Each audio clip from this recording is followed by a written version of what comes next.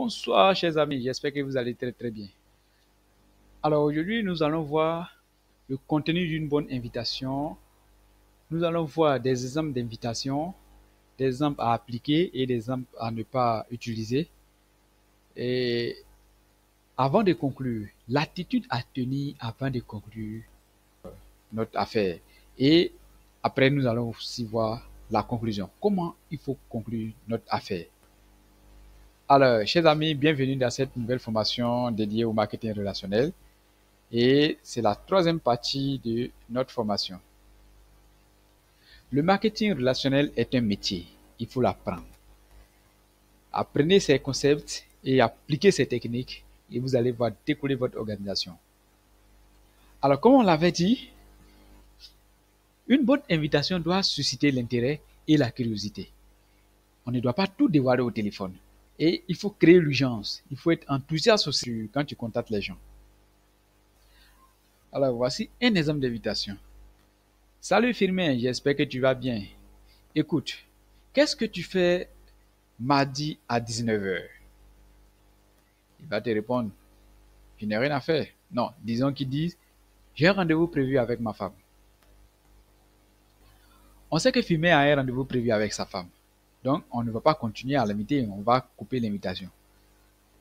Parce que l'objection est déjà là. Il a un rendez-vous, il a quelque chose de prévu. Si on continue, on risque de se faire griller Firmin. Pourquoi? Parce qu'il ne va pas venir à notre invitation et il va nous poser des questions sur des questions. C'est mieux de couper l'invitation et on pourra l'inviter la semaine d'après. Écoutez bien cette deuxième invitation. Salut Firmin. Écoute, j'ai un super business pour toi. Je vais t'inviter ce mardi à 19h. Est-ce que c'est bon pour toi? Il va répondre, mais non, j'ai un rendez-vous prévu avec ma femme. Mais qu'est-ce que c'est? Et c'est parti pour les questions. Et il va nous poser question sur question. Et si on ne fait pas attention, on risque de dévoiler l'occasion d'affaires. Affirmer. OK? Donc, ce exemple d'invitation, il ne faut pas l'utiliser. Pourquoi? Parce que une bonne invitation doit d'abord vérifier la disponibilité de la personne, de notre invité, avant de se déclencher. Parce que si tu n'as pas vérifié la disponibilité, comme on vient de voir tout à l'heure, l'invité risque de te poser des questions sur des questions parce que tu n'as pas vérifié sa disponibilité. Il va te donner des objections. OK? Donc, il faut vérifier d'abord sa disponibilité et lorsqu'il est disponible, tu lances l'invitation. On va voir un exemple. Salut Firmin, j'espère que tu vas bien. Écoute, qu'est-ce que tu fais mardi à 19h? Il va te répondre, je n'ai rien de prévu. Pourquoi? On sait bien que Firmin n'a rien de prévu. Alors on peut lancer l'invitation, n'est-ce pas? Effectivement, on peut lancer. Alors, écoute, bloque ce rendez-vous dans ton agenda. J'ai pensé à toi de suite. J'ai quelque chose d'exceptionnel pour toi. Mais je ne peux pas te l'expliquer maintenant parce que ça va me prendre 1 heure. Et ce n'est pas en 1 minute que je peux te l'expliquer. Mais qu'est-ce que c'est? Parce que j'ai une réunion tout à l'heure. En tout cas, ce qui est bien, c'est que ce mardi soir, tu es libre à 19h. Donc, je passe te chercher ou tu me rejoins dans tel lieu à telle heure. C'est bon pour toi? Oui, c'est bon. Mais qu'est-ce que c'est? Je n'ai pas le temps. Je vais utiliser un matériel professionnel pour t'expliquer. Tu as confiance en moi, non, Firmin? Il va dire oui. Mais s'il dit non, passez à autre chose. Mais il va dire oui, parce que vous l'avez bien invité. S'il dit oui, maintenant vous allez confirmer l'invitation en disant que okay, ne me prends pas au dernier moment parce que là je vais m'organiser avec le travail et je vais venir avec le matériel professionnel pour bien t'expliquer le concept. Tu auras l'occasion de poser toutes tes questions. C'est OK pour toi? Je vais dire c'est OK. S'il dit c'est OK, super, vous bouclez le rendez-vous. Alors à mardi à 19h. Ce qui s'est passé, c'est que vous avez vu sa disponibilité, vous avez vu qu'il était libre. OK? Et ensuite, vous avez lancé votre invitation. Dans l'invitation, vous avez mis l'urgence. Et vous n'avez rien dit. Vous n'avez pas dévoilé l'occasion d'affaires. Et vous lui avez dit pourquoi vous n'avez pas dévoilé l'occasion d'affaires. OK? C'est ça une bonne invitation. Ou une bonne invitation va toujours voir la disponibilité de la personne mettre l'urgence pour que la personne puisse venir et ne rien dire ou ne pas dévoiler l'occasion d'affaires pour la dévoiler au jour J, lorsque l'invité sera présent. Donc, vous devez faire cet exercice. C'est-à-dire, vous allez vous inviter vous-même, vous enregistrez votre voix et vous allez voir si vous êtes enthousiaste. Parce que quand vous êtes enthousiaste, les gens vont vous suivre. OK? Donc, réécoutez votre invitation vous-même pour voir si elle est bien et pour la peaufiner, pour l'arranger, pour que ça soit une bonne invitation, bien cohérente, bien concise et précise. Lorsque vous avez bien invité, vous allez avoir plus de personnes dans vos présentations en tête-à-tête, dans vos présentations en privé, en public, dans vos présentations en ligne, même à domicile. Vous allez avoir plein de personnes. Et c'est ça le but de l'atelier d'appel et des invitations aussi. Et vous allez avoir toujours de quoi faire. Vous agissez toujours, vous êtes dans l'action. Donc après l'invitation, vous êtes en train de présenter l'occasion d'affaires, ou le sponsor est en train de présenter l'occasion d'affaires, ou un autre leader. On suppose que vous êtes à une présentation publique, ok? Vous êtes en train de présenter l'occasion d'affaires. Quelle doit être votre attitude? Vous devez être concentré. Concentré sur l'analyse des comportements des gens, c'est-à-dire leur communication verbale et non verbale. Si la personne porte un intérêt à la présentation, si elle réagit bien à la présentation ou pas, vous devez être attentif à ces choses-là. Donc, vous ne devez pas rentrer, sortir de la salle de présentation, mais vous devez être observateur, bien concentré sur la communication verbale ou non verbale des gens. Ensuite, l'urgence. L'urgence, c'est quoi ici? C'est que vous devez sélectionner les personnes qui ont bien réagi à la présentation pour aller vers ces personnes-là pour les faire signer. Parce que ces personnes qui ont bien réagi, vous pouvez les faire signer automatiquement.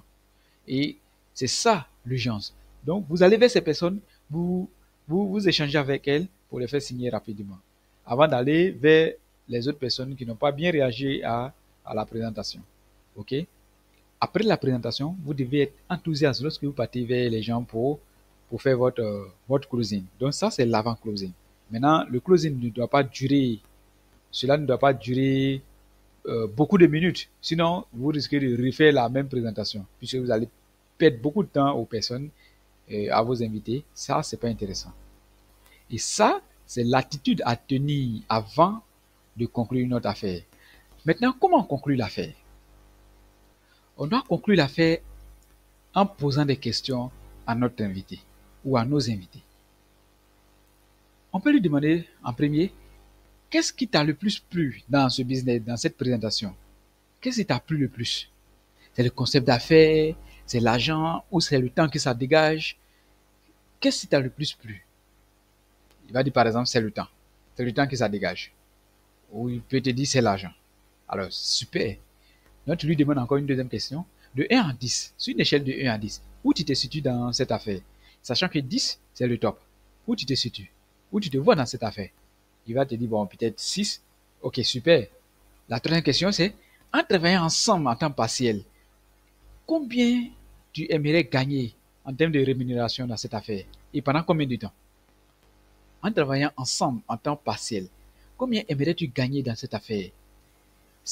500 euros ou 1000 euros par mois. La question qui va suivre, genre, combien de temps souhaites-tu atteindre cet objectif? On va te donner le nombre de temps. Ensuite, c'est combien d'heures tu peux consacrer au développement de cette activité pour atteindre cet objectif. Il va te dire, il va te donner le nombre d'heures qu'il souhaite consacrer par semaine. Peut-être 8 heures, ou bien peut-être 10 heures, ou bien peut-être 15 heures. Ça, c'est super. Et la question qui va suivre, ça, c'est pour faire un résumé de tout ce qu'il a dit maintenant.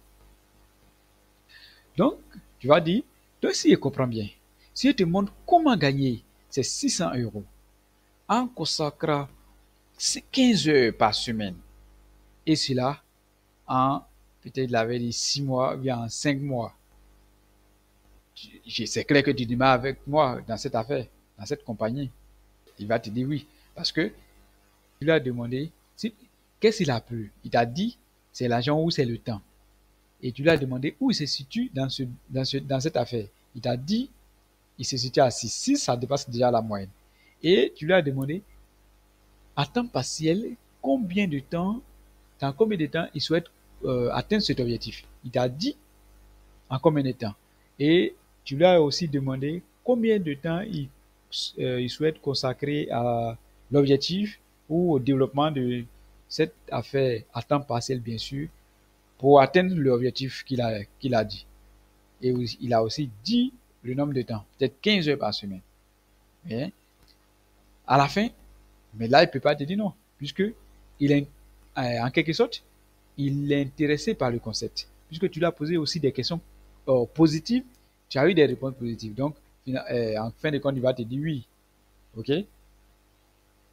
Alors, s'il dit oui, regarde-le droit dans les yeux et souhaite-lui la bienvenue dans l'équipe. Et par derrière, s'il démarre, prends un rendez-vous avec lui dans les 24 heures qui suivent pour faire son dossier de démarrage. Si après ça, qui n'a pas encore démarré, qu'est-ce que tu dois faire? Tu prends un rendez-vous de suivi. Parce qu'on a dit, après chaque rendez-vous, tu prends un nouveau rendez-vous. Après chaque rendez-vous, tu prends un nouveau rendez-vous.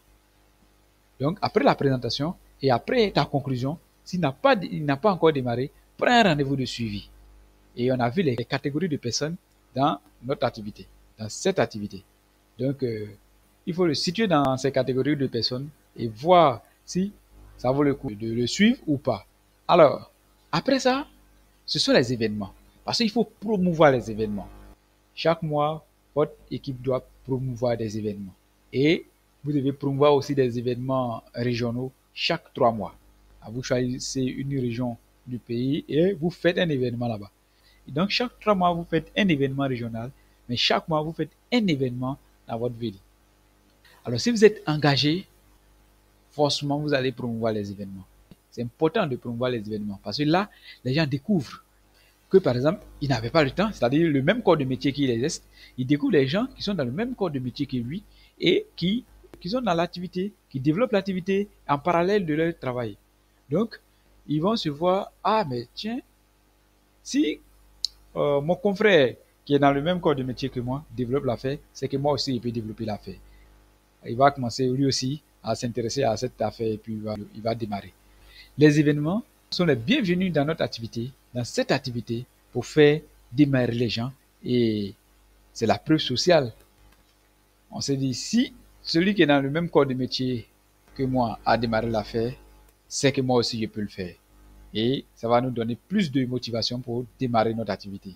Et ce que je trouve extraordinaire lors des événements, c'est que les gens qui défilent sur le podium, ils vont nous raconter leur accomplissement, ce qu'ils ont accompli le mieux avec cette organisation, ce qu'ils ont fait et comment ils ont fait étape par étape.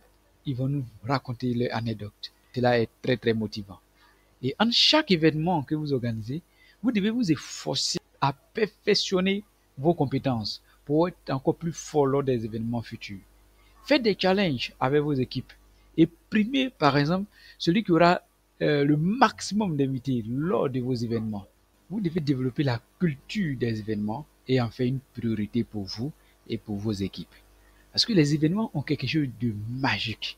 Souvent, quelqu'un va raconter une anecdote ou va dire quelque chose qui va tomber à point nommé dans votre vie.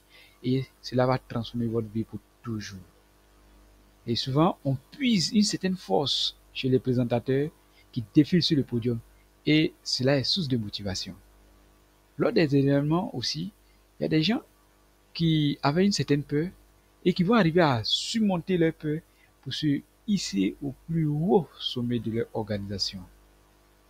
Et au cours des événements, vous pouvez découvrir encore des choses extraordinaires.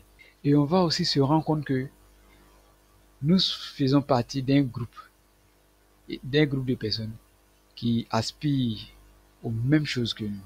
Et faites des challenges avec vos équipes. Et primez, par exemple, celui qui aura le maximum d'invités lors de vos conférences publiques et événements. Alors, chers amis, donc nous voilà au terme de cette formation. Vous pouvez vous abonner à la chaîne et activer la cloche. Comme ça, lorsque une vidéo sort, on n'a plus besoin de vous l'envoyer. Vous vous connectez simplement ou vous allez avoir la notification. Et puis voilà, vous pouvez profiter de la formation. Alors, à très prochainement pour une nouvelle formation. Et n'hésitez pas à poser vos questions dans les commentaires. Tous les points que vous n'avez pas compris, s'il y a une question qu'on n'a pas abordée, ou s'il y a un point qu'on n'a pas suffisamment abordé, posez la question dans les commentaires et on va répondre.